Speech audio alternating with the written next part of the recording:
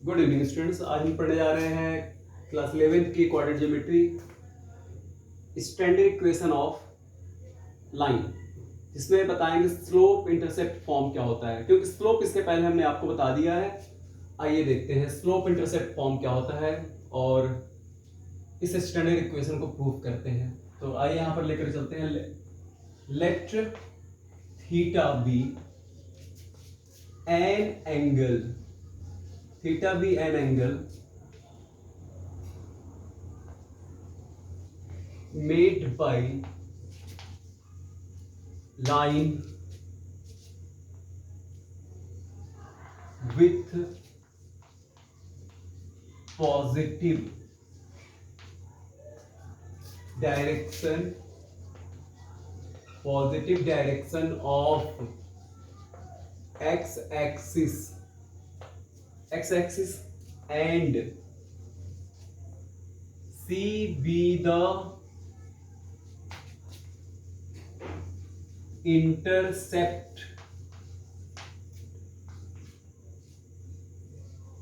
cut by the line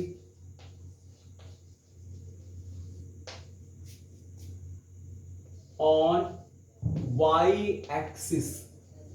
इसमें यहां देखिए लाइन जो है एक्स एक्सिस के पॉजिटिव डायरेक्शन से थीटा एंगल बना रही है, इसलिए हम स्लोप निकाल सकते हैं। और वाई एक्सिस से ये इंटरसेप्ट कट कर रही है। अगर कोई लाइन एक्स एक्सिस और वाई एक्सिस से कट करती है तो ओरिजिन से वहां तक की डिस्टेंस को इंटरसेप्ट कहा जाता है। अभी डायग्राम से क्लियर हो जाएगा। तो इस स्टैंडर्ड इक्वेशन को प्रूव करने के लिए यहां पर एक डायग्राम हम बनाते हैं, एक एक्स वाई प्लेन बनाते हैं ऐसे करके। ये हो गया एक्स। अभी यहां जो लिखा गया सब समझा रहे हैं। एक्स एक्स डैश, ये हो गया वाई और ये है वाई डैश। ये तो है ओरिजिन, ये ओरिजिन हो गया। और मान लिया कि कोई लाइन है जो इस तरह से ऐसे जा रही है ऐसे, और ये लाइन को हमने एल कह दिया। और ये जो देख रहे हैं आप, ये लाइन वाई एक्सिस पर जो यहां पर इंटरसेप्ट कट किया है जीरो, यहां इसको मान लिया कि ए पर कट किया है, तो ओ से ए का जो डिस्टेंस है यही इंटरसेप्ट है।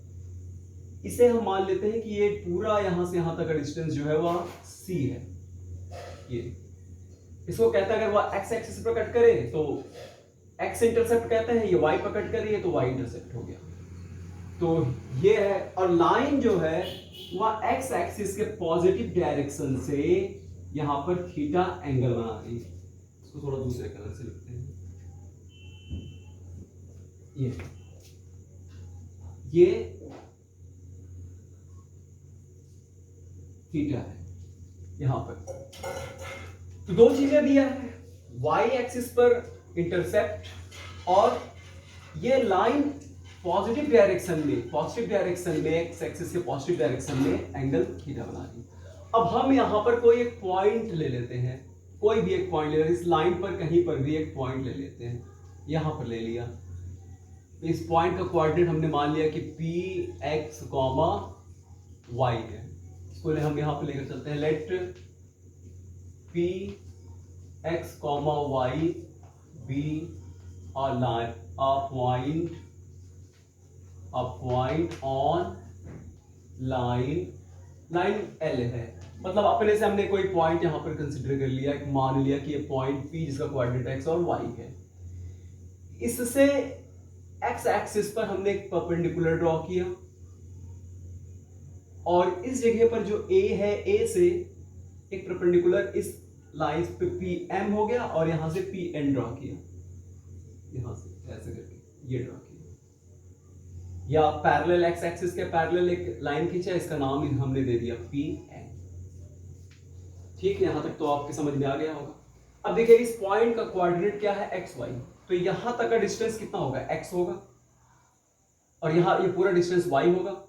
तो ये यहां तक का डिस्टेंस जो है वह एक्स है, तो ये डिस्टेंस भी कितना होगा, ये डिस्टेंस भी एक्स ही होगा। ये यहां से ये वाला डिस्टेंस इतना डिस्टेंस, यानी an जो है वह x होगा। अब ये पूरा डिस्टेंस am जो है वह y है और AO के बराबर nm है, तो ये डिस्टेंस c है, तो ये डिस्टेंस कितना होगा, CAB होगा, और ये होगा y माइनस c। अब इसे हम कुछ ऐसे लिख सकते हैं, यहां पर दिखा देंगे कि an जो है an is equal to x है और pn y माइनस c। अब देखिए ये एंगल यहां पर थीटा बन रहा है, तो ये क्रॉस देखिए an parallel to x axis, ये an और x एक्सिस पैरेलल है और लाइन जो है ट्रांसवर्सल लाइन है, और ये इसको यहां पर थीटा एंगल बना रही है, तो यहां पर भी एंगल क्या बनेगा, यहां पर भी एंगल जो है वो क्या बनेगा, ये भी थीटा ही बनेगा, करस्पॉन्डिंग एंगल है। अब इतना सब कुछ हो जाने के बाद अब हम केवल इस ट्रायंगल की बात करते हैं। इस ट्रायंगल में आप इसे देखिए, इसे PN यानी ट्रायंगल PNA में एक यहां पर PN है और AN है, इस ट्रायंगल की बात कर रहे हैं। तो इस ट्रायंगल में ये थीटा के रेस्पेक्ट में परपेंडिकुलर होगा PN, और AN जो होगा ये हो जाएगा बेस। तो हम tan थीटा निकाल सकते हैं, और हमने आपको इसके पहले बताया हुआ था कि m इज इक्वल टू क्या होता है, tan थीटा। tan थीटा क्या है, इस m को क्या बोलते हैं, स्लोप ऑफ अ लाइन, और थीटा अगर दिया रहता है तो tan थीटा यानी स्लोप है। तो हम इस ट्रायंगल में, इन ट्रायंगल APN में, अब इस ट्रायंगल में यहां पर APN है, इसका नाम PNA आप जो भी मर्जी आप दे सकते हैं। तो इसका रेशियो निकालते हैं, यानी tan थीटा की डिफिनेशन होगी परपेंडिकुलर बाय बेस, यानी PN upon AN। tan theta की जगह पर हम m रख सकते हैं, और PN की जगह पर रख सकते हैं y माइनस c अपॉन, और an की जगह पर रख सकते हैं x। क्रॉस मल्टीप्लीकेशन करेंगे तो y minus c is equal to mx, और y mx प्लस c, इधर ट्रांसपोज कर दिया। तो यहां हमें जो मिला यही है स्टैंडर्ड इक्वेशन, और इसे ही कहते हैं इंटर या स्लोप इंटरसेप्ट फॉर्म। ये स्लोप इंटरसेप्ट फॉर्म है, यानी स्टैंडर्ड इक्वेशन कहा जाएगा इसे।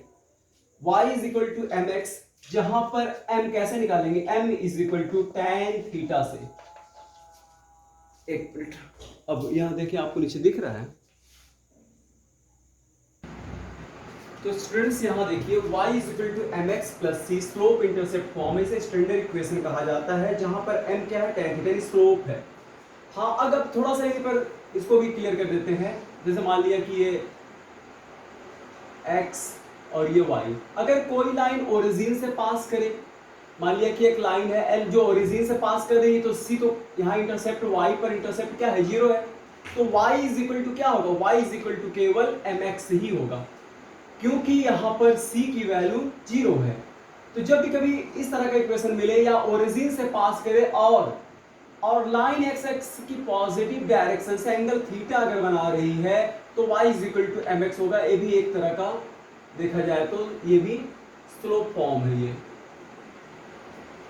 तो y is equal to mx का मतलब क्या हुआ, y is equal to mx का मतलब हुआ कि लाइन ओरिजिन से पास कर रही है, इंटरसेप्ट जो है कट ही नहीं कर रही, तो इसी क्या होगा, 0 होगा। तो y is equal to mx का मतलब ये ओरिजिन से पास करने वाली लाइन है। तो आज के लिए इतना ही है, ये बहुत इंपॉर्टेंट है, आपको देगा जनरल इक्वेशन देगा स्ट्रेट लाइन का, एक्सरसाइज में कहेगा कि स्लोप इंटरसेप्ट फॉर्म में लिखो, तो स्लोप इंटरसेप्ट फॉर्म होता है y is equal to mx plus c। यहाँ तक आप समझ लीजिए, उसके बाद हम नेक्स्ट बताएंगे आपको। Thank you.